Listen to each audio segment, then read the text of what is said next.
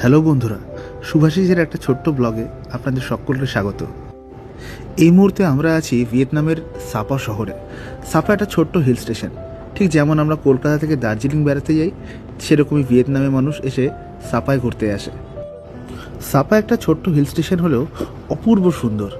এখানকার রাস্তাঘাট, এখানকার মানুষজন, এখানকার ফুল ফল চারিদিক। আর হ্যাঁ, বাদিকে দেখুন, ওই যে হ্যাঁ ঠিক বাদিকে হোটেল লিগাসি, এই হোটেলেই ছিলাম আমরা।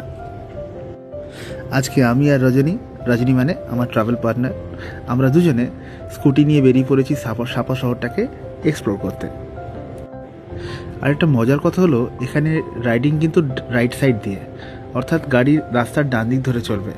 আমার অবশ্য এই ধরনের এক্সপিরিয়েন্স কোনো দিন ছিল না। প্রথমবার স্কুটি এখানে রেন্ট নিয়ে আমি যখন চালাতে শুরু করেছিলাম, বিশ্বাস করুন খুব খুব ঘাবড়ে গেছিলাম। মানে মাথা ঠিক রাখতে পারছিলাম না কীভাবে চালাবো। তবে হ্যাঁ, কিছুক্ষণ চালানোর পরে কিন্তু অবশ্যই এনজয় করেছি। চলুন এখন একটু ঘুরে দেখি শহরটাকে। ওই সামনে মোড়টাকে দেখতে পাচ্ছেন, দেখুন ওই কর্নার, যেখান থেকে আমরা একটু বাদে বাদিকে ঘুরবো। এই জায়গাটা রাত্রিবেলায় আপনি এলে মানে বিশ্বাস করতে পারবেন না যে এত আলো ঝলমল করে। এখন দিনের বেলা আমরা বুঝতে পারছি না, তবে রাত্রিবেলা এই এই এই জায়গাটার দৃশ্যটাই অন্যরকম হয়ে যায়। পরে কখনো ভিডিওতে আমি নিশ্চয়ই দেখাবো এই জায়গাটার।